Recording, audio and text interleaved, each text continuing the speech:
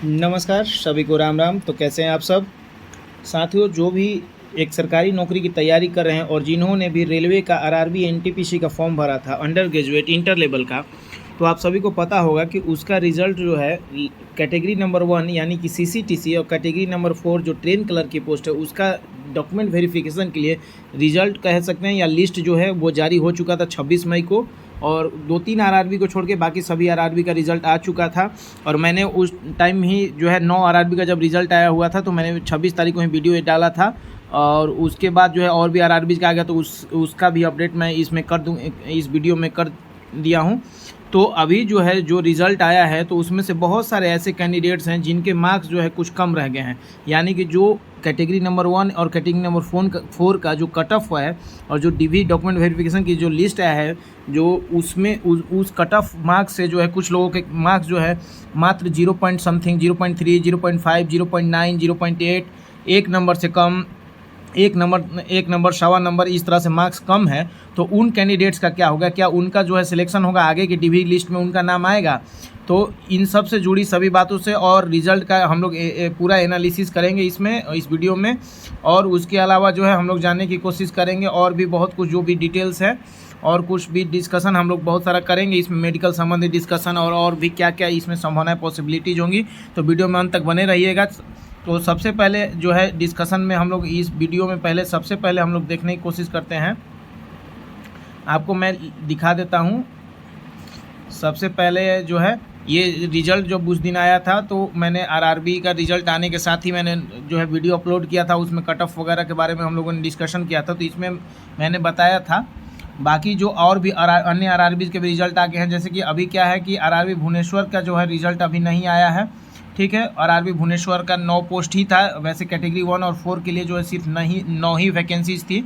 और जो सबसे ज़्यादा वैकेंसी आपको थी वो मुंबई जोन में थी, कैटेगरी नंबर 1 और कैटेगरी नंबर 4 के लिए जो 507 वैकेंसी थी, वहाँ पे जो है 507 कैंडिडेट्स की लिस्ट भी आई है डीवी के लिए। और यहाँ पे 83.33 कट ऑफ गया हुआ है। सीसीटीसी का 84.07 कट ऑफ है आपका ट्रेन कलर का। तो इसमें आप देखिएगा कि जो मैक्सिमम वैकेंसीज हैं वो मुंबई में सबसे ज़्यादा, फिर 2 नंबर पे प्रयागराज में 337 है। मैं सिर्फ कैटेगरी नंबर 1 और 4 की बात कर रहा हूँ, यानी सीसीटीसी और ट्रेन कलर की, जिसमें कि आपको टाइपिंग टेस्ट नहीं रिक्वायर्ड है, उस पोस्ट की वैकेंसीज की बात कर रहा हूँ। और ओवरऑल वैकेंसी जो है वो आपको सबसे पहले वाले फर्स्ट कॉलम में ये जो देख सकते हैं, ये ओवरऑल टोटल वैकेंसी है। और कैटेगरी नंबर 1 और 4 की ये सेकेंड कॉलम में जो लिखा हुआ है। तो इसमें देख सकते हैं कि सेकेंड नंबर पे प्रयागराज में है आपका 337 है। उसके बाद 115 आपका बिलासपुर में है, 112 जो है आपका गोरखपुर में है। उसके बाद 103 जो है आपका तिरुवनंतपुरम में है और 162 जो है अहमदाबाद में है। तो इस तरीके से तो अगर हम देखते हैं कि ज़्यादा जो भी ज़्यादा नंबर वाले वैकेंसीज हैं, जिसमें जैसे 507 337 103 और आपका 115, इन सभी जगह जो है यूआर की कट ऑफ जो है 83 पॉइंट समथिंग ही गई है, यानी 83 और 84 के बीच में ही कट ऑफ है आपको जो देखने को मिलेगा मैक्सिमम जगह। देखिए यहाँ 83 कट ऑफ है। उसके बाद जो है आप यहाँ पे 507 मुंबई में भी देख सकते हैं 83.33 कट ऑफ है। उसके बाद 337 जो प्रयागराज में 83.04 कट ऑफ है। उसके बाद आप देख सकते हैं यहाँ तिरुवनंतपुरम में 102 वैकेंसीज थी, यहाँ भी 83.62 कट ऑफ है, ये देख सकते हैं। बाकी एक ऐसा गोरखपुर एक जो है मतलब थोड़ा सा अनएक्सपेक्टेड है, जहाँ पे 112 वैकेंसीज थी, 111 लोगों को डीवी लिस्ट में शामिल किया गया है। वहाँ की कट ऑफ थोड़ा कम गया है 81.57, यानी अन्य जो जहाँ पे नंबर ऑफ वैकेंसी ज़्यादा हैं उस आरआरबी में जो है उन आरआरबी की तुलना में यहाँ 2 नंबर जो है कट ऑफ कम रहा है, ठीक है। और जैसा कि आप सभी को पता है कि मुजफ्फरपुर जो है वो हमेशा से वहाँ पे कट ऑफ कम रहा है, मैंने पिछले वीडियो में भी बोला था, तो रहता है। तो यहाँ देख सकते हैं नंबर ऑफ वैकेंसीज कम थी, 63 थी, और यहाँ पे कट ऑफ जो है 81.84 ही कट ऑफ गया हुआ है। तो इस तरीके से अगर सबसे कम कट ऑफ वाला लिस्ट में देखा जाए तो आपका गोरखपुर है, ठीक है। सबसे पहले तो आपका बेंगलुरु है जहाँ पे 80.70 है। उसके बाद जो है गोरखपुर है 81.57, और उसके बाद जो है आपका जो है गोरखपुर के बाद मुजफ्फरपुर 81.84, ये जो है लोएस्ट कट ऑफ में 82 से कम वाले कट ऑफ में ये हैं। और सबसे हाई कट ऑफ आपको कलकत्ता में देखने को मिल जाएगा, जहाँ पे नंबर ऑफ वैकेंसी ज़्यादा थी। यहाँ पे जो है ग्रेजुएट लेवल में भी उसी तरह से हाई कट ऑफ गया था। और वही इसी में यहाँ भी देख सकते हैं कि ईस्टर्न रेलवे के लिए जो है 87.42 गया CCTC का कट ऑफ, और साउथ ईस्टर्न रेलवे में 86.25 गया हुआ है और CCTC का कट ऑफ, और ईस्टर्न रेलवे के ट्रेन कलर की कट ऑफ जो है 86.54 गई हुई है। तो इस तरीके से ये सब कट ऑफ एनालिसिस आप देख लिया। जो मेन मुद्दे की बात है, अब मैं आपको और ये भी बता देता हूँ कि जो यहाँ पे जो रिज़ल्ट आया है वो रिज़ल्ट आप देख सकते हैं यहाँ पे। इसी चीज़ को मैंने दिखाने के लिए आप सभी को ये लिख के रखा हूँ। ये देख सकते हैं कि DV लिस्ट जो आया हुआ है, आप भी जाके आप चेक कर सकते हैं कितने कितने कैंडिडेट्स का यहाँ पे रिजल्ट लिस्ट में डॉक्यूमेंट वेरिफिकेशन के नाम आया है। तो उससे आप अंदाज़ा लगा पाएंगे कि जो भी कैंडिडेट जो सिलेक्ट हुए वो सिर्फ और सिर्फ अभी जो है कैटेगरी नंबर 1 और 4 यानी कि जो नॉन टाइपिंग पोस्ट है उसी के अगेंस्ट उतने ही नंबर ऑफ कैंडिडेट्स को लिया गया है। यानी जहाँ देखिए अहमदाबाद में 162 कैटेगरी नंबर 1 और 4 की वैकेंसी थी, 160 को लिया गया है। अजमेर में 11 था, 11 को ही लिया गया, 48 था, 48 को। तो ये टाइपिंग वाले पोस्ट के इक्विवेलेंट में नहीं लिया गया है, ये सिर्फ नॉन टाइपिंग पोस्ट के इक्विवेलेंट में लिया है। यानी टाइपिंग वाला पोस्ट वैकेंसी जितनी है उतने कैंडिडेट्स अभी आगे आने बाकी हैं, मतलब उनका DV आगे होगा और उतने कैंडिडेट्स का। तो इस तरीके से इससे आप एक अंदाज़ा लगा सकते हैं कि अभी जो सबसे हाईएस्ट मार्क्स वाले हैं वो ऊपर से उनको लिया गया। तो जब ऊपर से उनको लिया गया है तो हाईएस्ट मार्क्स वाले लिए गए हैं, तो ये जो कट ऑफ आपका बना है वही है जो आखिरी लड़का है जो सिलेक्टेड है। तो जब बाद में DV होगा तो और भी कैंडिडेट्स, नए कैंडिडेट्स बुलाए जाएंगे, तो ऑब्वियस सी बात है कि इससे कम मार्क्स वाले नीचे वाले कैंडिडेट्स आएंगे। तो नीचे वाले जब कैंडिडेट्स आएंगे तो कट ऑफ कम होगा, यानी कि टाइपिंग पोस्ट की कट ऑफ जो है इससे कम ही जाएगी।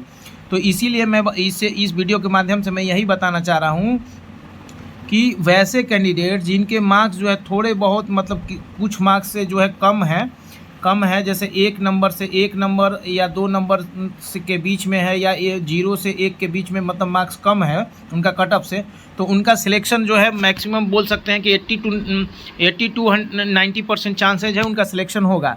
ठीक है, अगर बशर्ते कि वो टाइपिंग पास हो जाए, क्योंकि टाइपिंग पोस्ट का कट ऑफ कम जाएगा। ठीक है, ये पहला जो आपका सिलेक्शन होने का ये जो है मतलब मौका है ये है। और दूसरा जो तरीका है कि आपका सिलेक्शन कैसे और हो सकता है एक दूसरे तरीके से, उसकी भी बात कर लेते हैं हम। थोड़ा सा ये दिक्कत हो रहा है, अभी देखिए ये ब्रश जो है काम नहीं कर रहा है। हाँ देखिए, अभी हम लोग जो है अब बात कर लेते हैं कि आपका दूसरा मेथड। मैंने पहला मेथड ये बता दिया कि अगर आप टाइपिंग पास हैं और आपका मार्क्स जो है एक नंबर से, मतलब थोड़ा कम से कट ऑफ से आप कम रह रहे हैं, मार्क्स कम है, तो आपका चांसेज है, ठीक है, हो जाएगा टाइपिंग पोस्ट वगैरह में। दूसरा क्या चांसेज ऑप्शन बनता है कि जैसे अभी जो जिन कैंडिडेट्स का सिलेक्शन हुआ है, आपको पता है कि CCTC कैटेगरी के CCTC के लिए मेडिकल चाहिए B2, और ट्रेन क्लर्क जो कि TC ट्रेन क्लर्क है उसका मेडिकल चाहिए A3। तो जो कैंडिडेट्स DV लिस्ट में शामिल किए गए हैं, अभी जिनका लिस्ट आया है, रिजल्ट आया है, तो वो अगर B2 मेडिकल में फ़ेल होते हैं या A3 मेडिकल में फ़ेल होते हैं तो वो जो है इस लिस्ट से, मतलब वो बाहर हो जाएंगे। तो जब इस लिस्ट से बाहर होंगे, आप देख ही रहे हैं कि नंबर ऑफ़ वैकेंसी जितनी थी उतने ही कैंडिडेट्स को लिया गया है। यानी कैटेगरी नंबर 1 और कैटेगरी नंबर 4 की जितनी वैकेंसीज थी सिर्फ उतने ही कैंडिडेट्स को लिया गया है। तो जब उतने ही कैंडिडेट्स को लिया गया है तो इसमें से कुछ बाहर होंगे, तो जो ऑब्वियस सी बात है कि नीचे से कुछ लोगों को लेना पड़ेगा, तो वो अगले DV लिस्ट में जब आएंगे तो वो शामिल होंगे, तो उस केस में भी आपको मौका मिलेगा। ठीक है, जब B2 और A3 वाले कुछ बाहर होंगे तो उस केस में भी आपको मौका मिलेगा। हाँ, एक चीज़ इसमें और भी ध्यान रखिएगा कि अगर इसमें से B2 और A3 वाले हैं और वो जो है B2 और A3 मेडिकल में पास नहीं हो पाते हैं और वो टाइपिंग पास होते हैं, तो उनका, क्योंकि टाइपिंग या मेडिकल जो है C1 है, तो उनको जो है टाइपिंग वाली पोस्ट मिल सकती है। ठीक है, टाइपिंग वाली पोस्ट उनको मिल सकती है, जो अभी जिनका रिजल्ट आया हुआ है और वो B2 और A3 मेडिकल में फेल हो जाएंगे और C1 मेडिकल पास होते हैं और टाइपिंग भी पास हैं, तो उनको टाइपिंग वाली पोस्ट मिल सकती है। ठीक है, और एक जो महत्वपूर्ण चीज़ है, मैं बार बार कहता हूँ कि रेल में जो है प्रीफ्रेंस, जो आप फॉर्म भरते समय आपने जो प्रीफ्रेंस दिया है उसका बहुत महत्व होता है।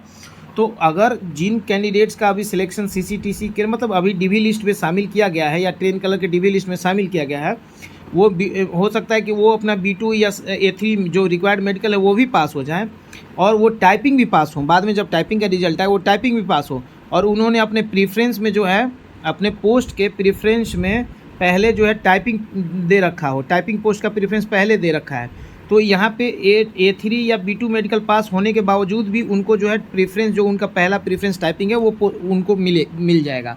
तो वो जब मिल जाएगा तो यहाँ पे जो CCTC और ट्रेन क्लर्क में जब उनका वो जो सिलेक्शन था उनका, तो वहाँ पे सीटें वहाँ पे खाली होंगी, तो वहाँ खाली होगी तो वहाँ पे जो अन्य कैंडिडेट्स जो नीचे वाले कैंडिडेट्स हैं उनका सिलेक्शन फिर वहाँ पे होगा। तो इस तरीके से कट ऑफ जो है कम होगा, ठीक है, कट ऑफ तो कम होगा। और आप सभी को पता होना चाहिए कि रेलवे में जो है वो बहुत सारे second DV, third DV, fourth DV आता है। जैसे कि आप सभी को पता है कि अभी ALP 2024 का अभी भी जो है एक डिवी लिस्ट जारी किया गया है। तो जो है जैसे जैसे मतलब सीटें खाली रहती हैं या कैंडिडेट शॉर्टेज होता है कैंडिडेट का, तो उसको जो है आगे के फिर नेक्स्ट सब्सिक्वेंट डिवीज़ निकाले जाते हैं, डॉक्यूमेंट वेरिफिकेशन फिर आगे कराया जाता है नीचे वाले कैंडिडेट्स को, जिससे कट ऑफ कम करके फिर बुलाया जाता है। तो हताश नहीं होना है जिनका भी अभी कुछ मार्क्स से जो है सिलेक्शन नहीं हुआ है। और बाकी आप सब जो है कमेंट में करके बताइएगा कि आपका सिलेक्शन हुआ है या नहीं हुआ है, तो कितने मार्क्स से रह गए हैं, कितना मार्क्स कम है आपका। और अगर आपको और भी कोई डाउट है रेलवे में नौकरी की तैयारी कर रहे हैं और कोई भी और जानकारी चाहिए आपको, कोई कुछ भी पूछना है, तो कमेंट बॉक्स में अवश्य पूछ सकते हैं। और फ़िलहाल के लिए इतना ही, और फिर मिलते हैं अगले वीडियो में। और बाकी जो है रेलवे में आने के बाद जो है बहुत सारा क्या क्या नियम होता है, कैसे कैसे पास मिलता है, क्या सारा सुविधाएं हैं, वो उससे संबंधित जो है वीडियोज़ भी इस चैनल पे उपलब्ध हैं, आप जाके वहाँ से प्लेलिस्ट से देख सकते हैं। और तब तक के लिए आप सभी का बहुत बहुत धन्यवाद। और उनके लिए जो चैनल पे नए हैं वो चैनल को सब्सक्राइब कर लें कि आने वाले वीडियोज़ की नोटिफिकेशन आप सभी को मिल जाएगा। और इसी तरह के वीडियो जो है चैनल पे आपको इन्फॉर्मेटिव वीडियोज़ मिलती रहेंगी। तब